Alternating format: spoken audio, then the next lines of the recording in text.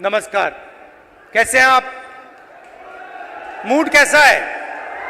नहीं, सुनाई नहीं दिया मुझे। मूड कैसा है? ये देखिए, आजकल ग्लोबलाइज्ड दुनिया है। सारे के सारे देश हवाई जहाज से, टेक्नोलॉजी से जुड़े हुए हैं। कुछ दिन पहले मैं अमेरिका गया। अमेरिका में मेरा प्रोग्राम टेक्सास में था और किसी ने मुझे कहा कि टेक्सास में हरियाणा के युवाओं से मुझे मिलना चाहिए। पता नहीं आपने वीडियो देखा, नहीं देखा? देखा। मैं आज आपसे उस वीडियो के बारे में बोलना चाहता हूं, क्योंकि अगर आज आप हरियाणा को समझना चाहते हो तो जो भी समझना है उस वीडियो के अंदर है। सबसे पहले जब मुझे बताया गया कि हरियाणा से हजारों लोग, 15-20 हजार लोग अमेरिका गए हैं, मैं हैरान हुआ। हरियाणा से इतने लोग अमेरिका क्यों जा रहे हैं, मेरे दिमाग में सवाल उठा। और फिर मैं डैलस में आपके भाइयों से एक छोटे से घर में जाके मिला। मैं आपको बताना चाहता हूं, आपके भाई डैलस में एक कमरे में 15-20 लोग सोते हैं। मैंने उनसे पूछा, आप अमेरिका कैसे आए? देशों की लिस्ट दे दी। पहले हम यहां गए, टर्की गए, कजाकिस्तान गए, कजाकिस्तान से साउथ अमेरिका गए, साउथ अमेरिका से एक के बाद एक, एक के बाद एक, एक के बाद एक हम दूसरे देशों से निकले और फिर हम पनामा के जंगलों से निकलकर अमेरिका में जाए। अमेरिका में हमें रोका गया, पकड़ा गया और अब हम अमेरिका में हैं। रास्ते की कहानी बताई। राहुल जी, रास्ते पे माफिया के लोगों ने एक बार नहीं, अनेक बार हम सबको लूटा। हम समुद्र में से निकले, जंगलों में से निकले, पहाड़ों में से निकले। हमारे भाइयों को मरते हुए हमने देखा है, जंगल में मरते हुए देखा है, गिरकर मरते हुए देखा है, अपनी आंखों से देखा है। फिर मैंने सवाल पूछा, मैंने कहा कि भैया ये जो आपने सफर किया है, आप अमीर लोग तो नहीं हो। इस सफर के लिए, प्लेन टिकट के लिए, नाव के लिए, गाड़ी के लिए आपने कितना पैसा दिया? अमेरिका में घुसने के लिए आपने कितना पैसा दिया? राहुल जी, कम से कम 35 लाख रुपए अमेरिका में जाने के लगते हैं। फिर मैंने सवाल पूछा, भाई एक बात बताओ, आप 35 लाख रुपए ब्याज लिए हो या आपने अपना खेत बेचा? आधों ने कहा कि भैया हमने अपना खेत बेचा, दूसरों ने कहा हम ब्याज लिए। मैंने कहा किस रेट पे ब्याज लियो? कहते हैं 2% प्रति महीना। फिर मैंने पूछा भैया एक बात समझाओ, आपने 30 लाख, 35 लाख, 50 लाख कर्जा लिया है, आप अमेरिका जा रहे हो, 50 लाख रुपए से तो आप हरियाणा में ही बिजनेस चला लोगे। जैसे मैंने ये बात बोली हंसने लग गए, कहते राहुल जी क्या बोल रहे हो आप, 50 लाख रुपए से हरियाणा में बिजनेस नहीं चालू हो सकता है। अगर हमने 50 लाख रुपए, ये 50 लाख रुपए हरियाणा में बिजनेस चालू करने के लिए लगा दिए होते तो हमारा बिजनेस फेल हो जाता। किसी ने मुझे यह भी कहा कि राहुल जी मैंने ट्राई किया, फेल हो गया, बेरोजगारी है, महंगाई है। और जब उन्होंने मुझे बोला, मुझे दुख हुआ, उन्होंने बोला राहुल जी हरियाणा में हमारे जैसे लोगों के लिए अब कुछ नहीं बचा है। अगर एक युवा गरीब है, अरबपति का बेटा नहीं है, तो ना उसे बैंक लोन मिल सकता है, ना वो बिजनेस चालू कर सकता है, ना वो पब्लिक सेक्टर में जॉब पा सकता है, ना वो आर्मी में जा सकता है। एक के बाद एक, एक के बाद एक, एक के बाद एक, एक के बाद एक सारे दरवाजे आपके बंद कर दिए गए।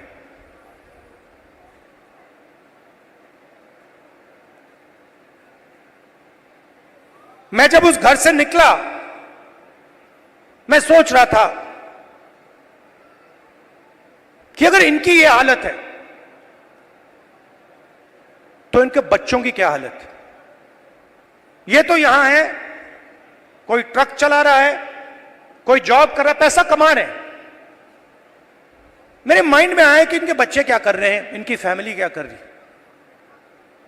कमरे में मैंने बात उठाई थी, मैंने कहा कि आप फैमिली से मिलते हो? नहीं राहुल जी, हम 10 साल के लिए अपने बच्चों से नहीं मिल पाएंगे, अपने परिवार से नहीं मिल पाएंगे, हमारे माता पिता मर जाएंगे मगर हम वापस नहीं जा पाएंगे।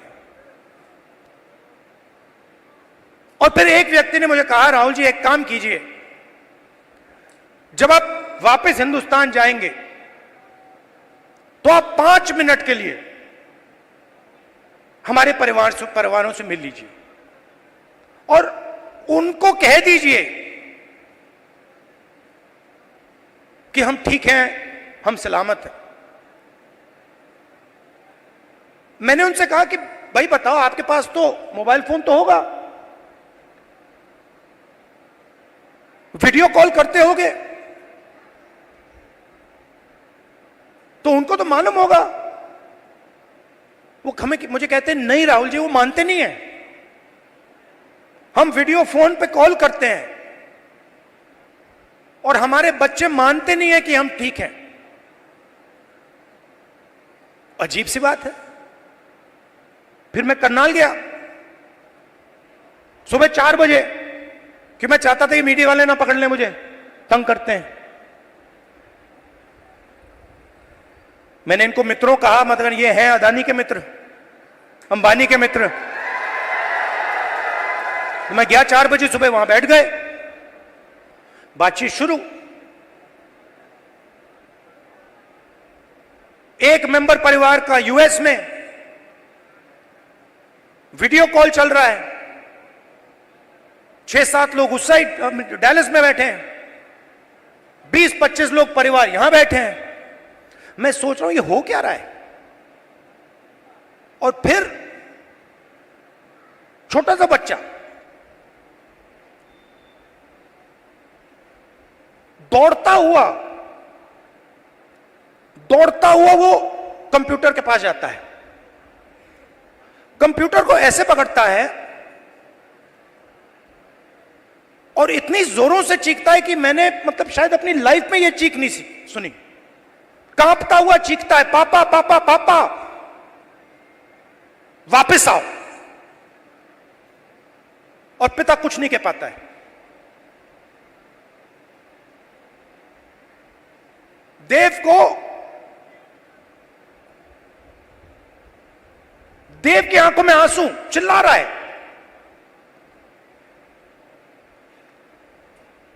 और पिता हजारों किलोमीटर दूर मुस्कुराने की कोशिश कर रहा है, नहीं मैं ठीक हूं। किसी ने कहा बच्चा इमोशनल हो गया। मैंने माइंड में सोचा कि इमोशनल हो गया, इसके हर रोज सीने में छुरे लग रहे हैं। इमोशनल शब्द का क्या मतलब है? वो अपने पिता को 10 साल के लिए नहीं देखेगा, छू नहीं पाएगा, गले नहीं लग पाएगा। क्यों? क्योंकि हरियाणा की सरकार ने हरियाणा को नष्ट कर दिया है, खत्म कर दिया है। वो देव की चीखें नहीं थी, वो हरियाणा के हर युवा के चीखें हैं। और जब वो बोल रहा था, मैं सोच रहा था कि इलेक्शन सब कुछ ठीक है, मगर हरियाणा में जो लाखों बच्चे इस प्रकार से रो रहे हैं, चीख रहे हैं, कांग्रेस पार्टी का काम उनके आंसू को पोंछने का है, उनके चीखों को बंद करने का है।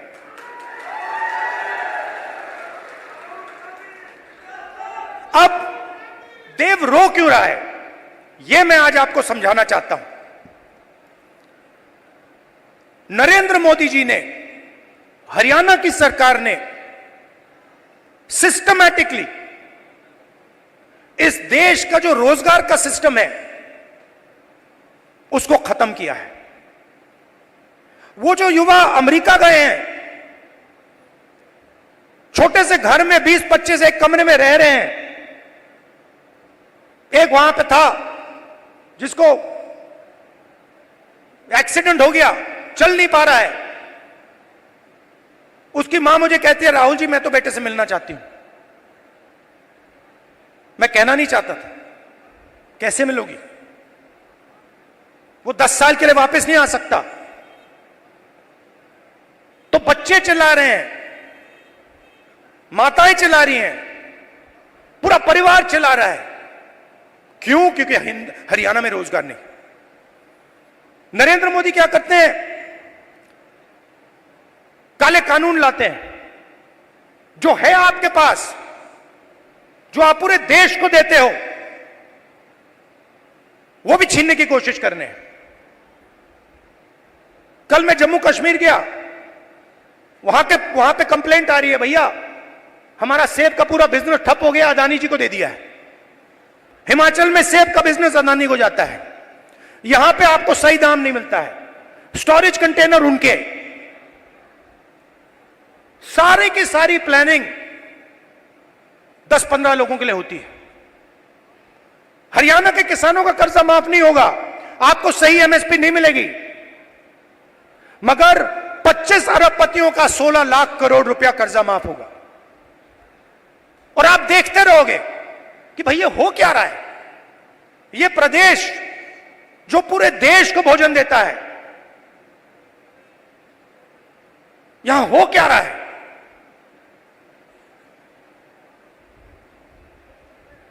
हरियाणा में ड्रग प्रॉब्लम है।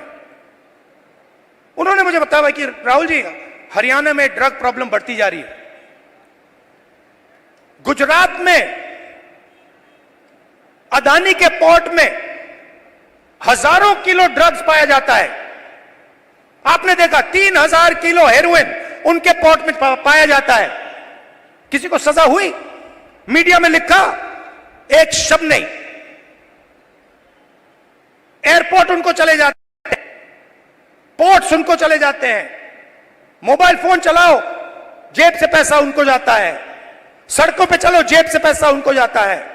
हवाई जहाज में जाओ, खरीदो, सारा का सारा उनके हाथ में। आपके लिए क्या? गलत जीएसटी, नोटबंदी। क्यों? क्योंकि छोटे व्यापारियों को, स्मॉल मीडियम साइज बिजनेसेस की हत्या करनी है, खत्म करना है। क्यों? क्योंकि ये 10-15 लोग चाइना का माल हिंदुस्तान में बेचना चाहते हैं, बनाना नहीं चाहते। जो आप काम करते हो, जो छोटे बिजनेस वाले करते हैं, हाथ से बनाते हैं, वो नहीं करना चाहते। जो हिंदुस्तान में बनाता है उसको खत्म करना चाहते हैं और चाइना का माल हिंदुस्तान में बेचना चाहते हैं। लिस्ट निकालिए कंपनियों की, चाइनीज कंपनियों की लिस्ट निकालिए और देखिए उनका हिंदुस्तान में पार्टनर कौन है। चाइना के युवा को फायदा मिल रहा है, चाइना की सरकार को फायदा मिल रहा है, अरबपतियों को यहां फायदा मिल रहा है, नरेंद्र मोदी जी की मार्केटिंग हो रही है और देव चिल्ला रहा है, चीख रहा है, मेरे पापा को वापस लाओ, मुझे अपने पापा चाहिए।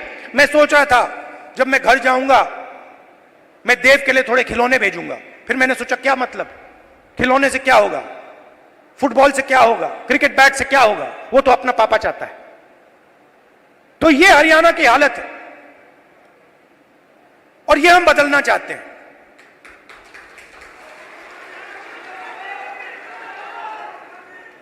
यहां पे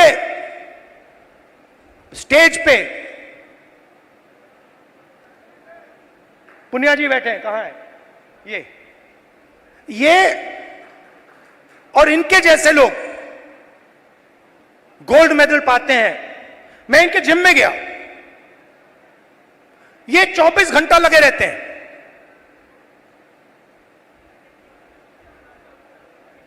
24 घंटा क्यों? गोल्ड मेडल चाहिए। क्यों? हरियाणा का नाम रोशन करना, हिंदुस्तान का नाम रोशन करना। पूरी दुनिया में हम चाहते हैं कि हरियाणा का नाम जाए, हिंदुस्तान का नाम जाए। गोल्ड मेडल हम अपने लिए नहीं लेते हैं, गोल्ड मेडल हम हिंदुस्तान के लिए लेते हैं। इन्होंने कहा मुझे, इसने कहा, वो भी 4 बजे सुबह। इनका क्या किया? सारे के सारे एथलीट्स को खत्म कर दिया। इनके बहनों का सेक्सुअल हरासमेंट हो रहा है और जो कर रहा है उसकी रक्षा चल रही है। 24 घंटे टीवी पे देखो, वो रो रही है, कोई फर्क नहीं पड़ता, बीजेपी का आदमी है, चिल्लाओ जितना चिल्लाना है, देव के साथ चिल्लाओ, 24 घंटा चिल्लाओ, हमें कोई फर्क नहीं पड़ता, मर जाओ। ऐसा हरियाणा हमें नहीं चाहिए। हमें हरियाणा ऐसा चाहिए जहां बच्चे ना रोएं, जहां पिता अपने बच्चे के गले लग सके, जहां मां ना रोए। ऐसा हरियाणा हमें चाहिए और ऐसा हरियाणा कांग्रेस पार्टी आपको देने जा रही है। अब आप मुझसे पूछोगे ठीक है आपने कह दिया, बताओ कैसे? मैं आपको शुरुआत की बात कर रहा हूं। पहला कदम, महिला शक्ति, 2000 रुपए हर महीने महिलाओं को और 500 रुपए का गैस सिलेंडर। दूसरा कदम, जो 2 लाख वैकेंसीज सरकार में आज खाली पड़ी हैं युवाओं के लिए, हम वो भर के आपको दे देंगे। किसान को एमएसपी गारंटी करके हरियाणा की सरकार देगी और जो आपका बीमा का पैसा है वो आपको एकदम मिलेगा। जैसे ही नुकसान होगा उसके एकदम बाद आपको बीमा का पैसा मिलेगा। गरीबों के लिए घर, 100 गज के प्लॉट और 3.5 लाख रुपए दो बेडरूम के घर के लिए और 300 यूनिट फ्री में बिजली। मगर ये लड़ाई सिर्फ हरियाणा की नहीं है, मैं आपको बताऊं, ये लड़ाई हिंदुस्तान की लड़ाई है और ये लड़ाई कॉन्स्टिट्यूशन को बचाने की लड़ाई है। मैंने इसके बारे में बहुत सोचा है, ये हो क्या रहा है, ये बीजेपी के लोग कर क्या रहे हैं। ये कॉन्स्टिट्यूशन पर आक्रमण कर रहे हैं। जो हिंदुस्तान के गरीब लोग हैं, कमजोर वर्ग के लोग हैं, कॉन्स्टिट्यूशन उनकी रक्षा करता है और बीजेपी कॉन्स्टिट्यूशन को मिटाने की कोशिश कर रहे हैं। वो कह नहीं सकते, ऐसे स्टेज पे आकर वो कह नहीं सकते कि हम कॉन्स्टिट्यूशन को मिटा देंगे, मगर वो करते हैं। सारी की सारी संस्थाओं को आरएसएस के लोगों के हवाले कर दी है। पूरा कंट्रोल नागपुर का है। उसमें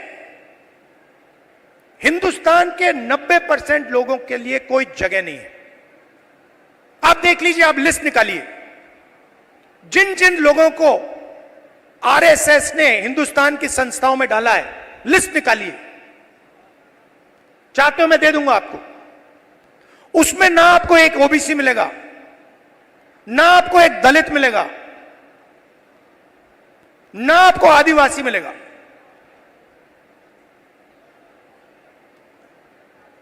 तो खोखला कर रहे हैं देश को। इलेक्शन कमीशन में अपने लोग, ब्यूरोक्रेसी में अपने लोग,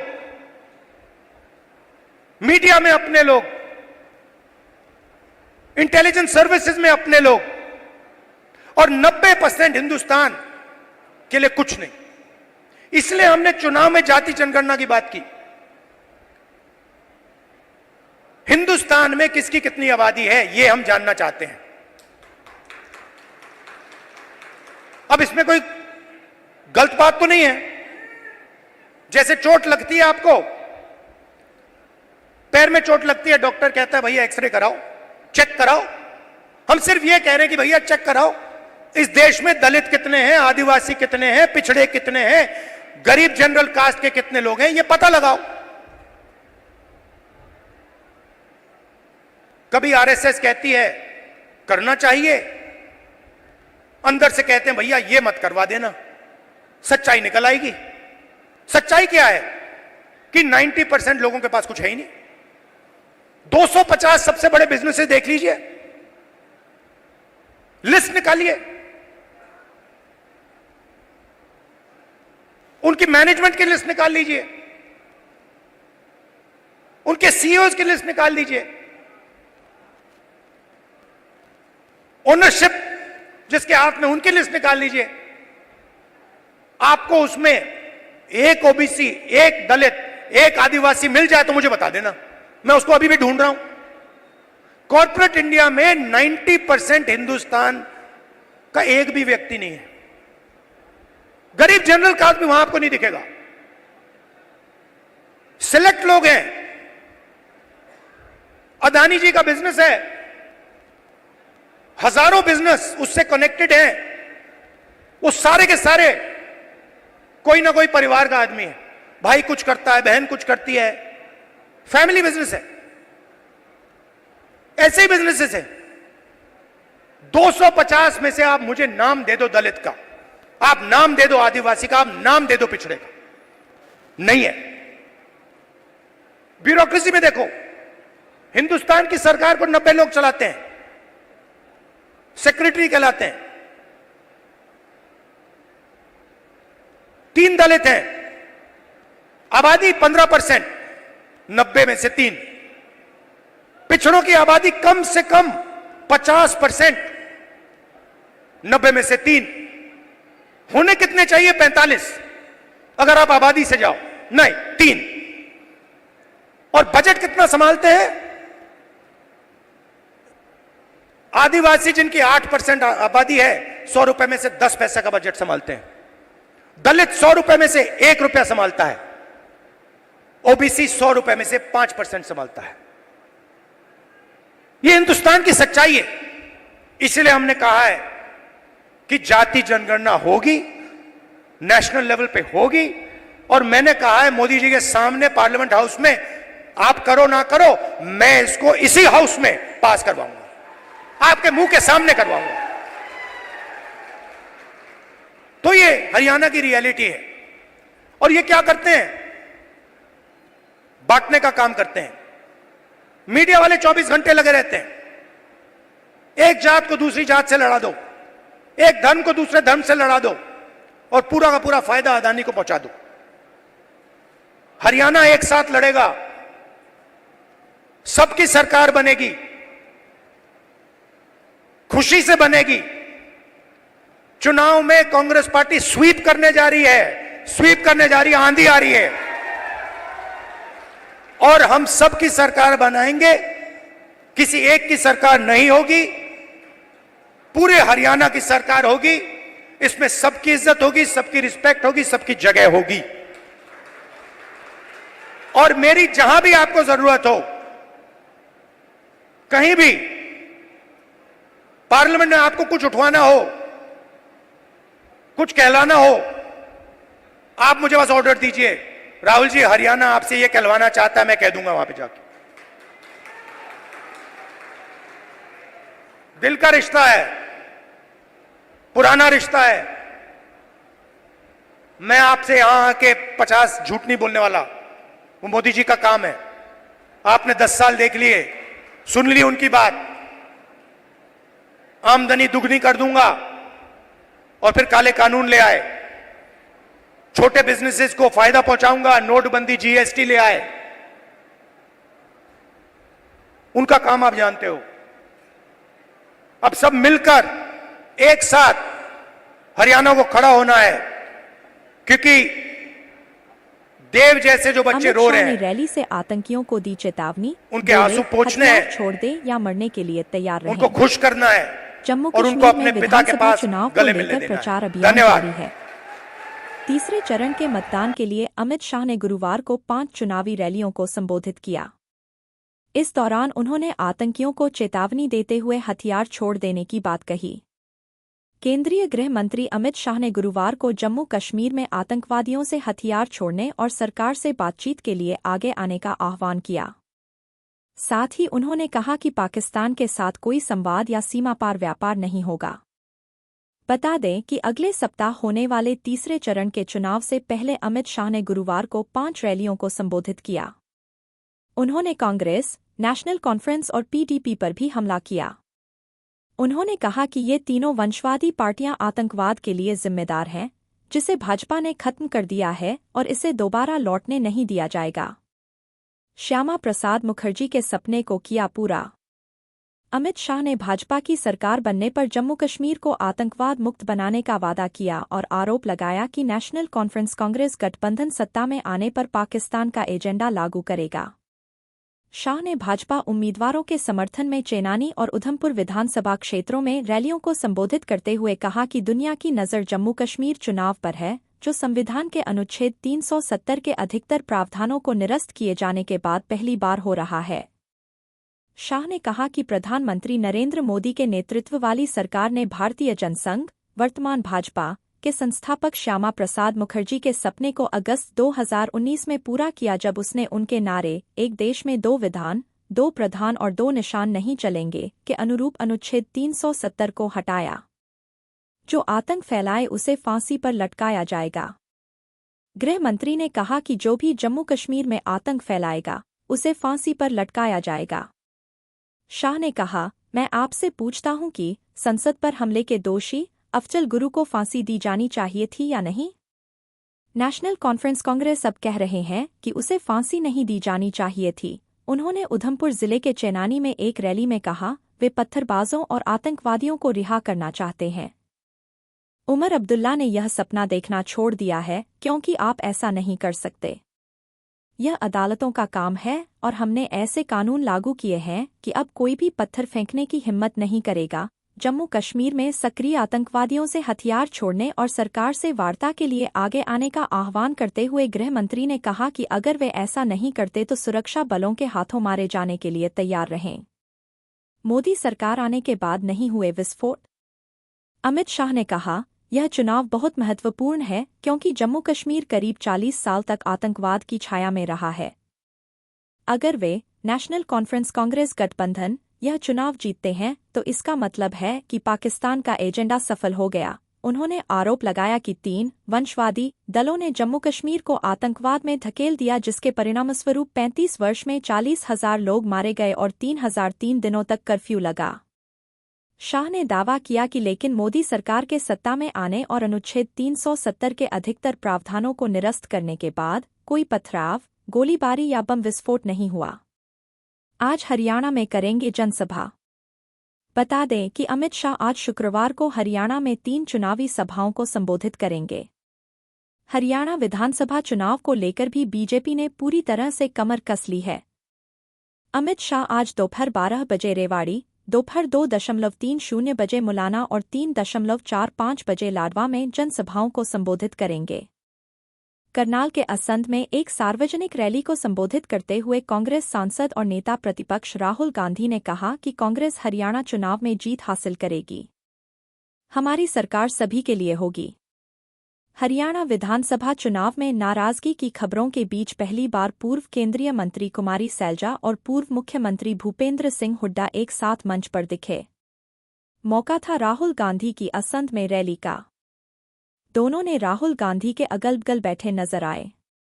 हालांकि बाद में राहुल गांधी के एक तरफ हुड्डा थे तो दूसरी तरफ प्रदेश अध्यक्ष उद्यभान के बगल में कुमारी सैलजा बैठी नजर आईं। अपने भाषण के दौरान कुमारी सैलजा ने पूर्व सीएम हुड्डा को भूपेंद्र सिंह हुड्डा जी कहकर संबोधित किया। रैली को संबोधित करते हुए कहा कि राहुल गांधी के यहां आने से लोगों का उत्साह बढ़ गया है।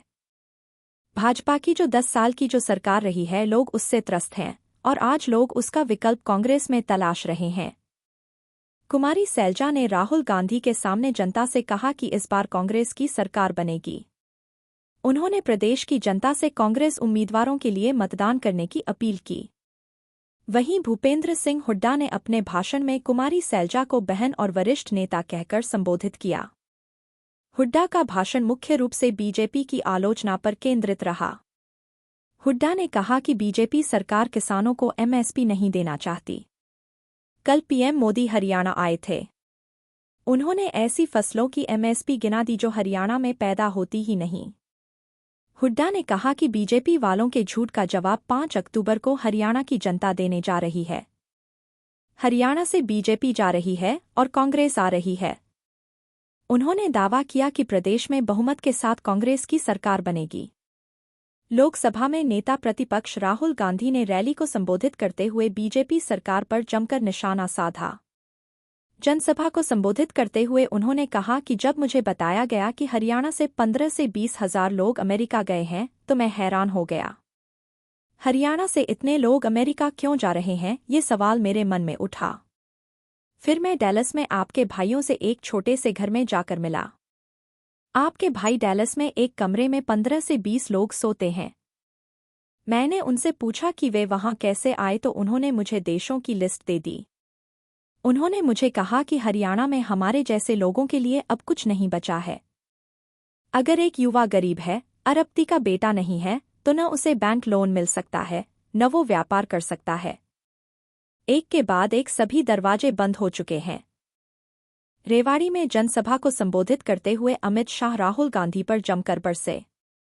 उन्होंने कहा कि हरियाणा बलिदान और वीरता की भूमि है, ज्ञान, अध्यात्म और गीता की भूमि है, शक्ति और समृद्धि की भूमि है। प्रदेश की जनता ने भाजपा को फिर से एक बार सेवा करने का मौका देने का मन बना लिया है। हरियाणा के रेवाड़ी में आज केंद्रीय गृह मंत्री अमित शाह एक बार फिर कांग्रेस और सांसद राहुल गांधी पर जमकर बरसे। अमित शाह ने कहा कि कांग्रेस पार्टी के नेताओं के अग्निवीर को लेकर लोगों में भ्रम फैलाने का काम किया है। उन्होंने कहा कि आज देश की सीमाएं सुरक्षित हैं, जम्मू कश्मीर सुरक्षित है, तो इसमें हरियाणा के जवानों का बलिदान, वीरता और शौर्य शामिल है। अमित शाह ने कहा कि हरियाणा में जब कांग्रेस की सरकार थी तब कट, कमीशन और करप्शन का जोर था। डीलर, दलाल और दामादों का राज चलता था।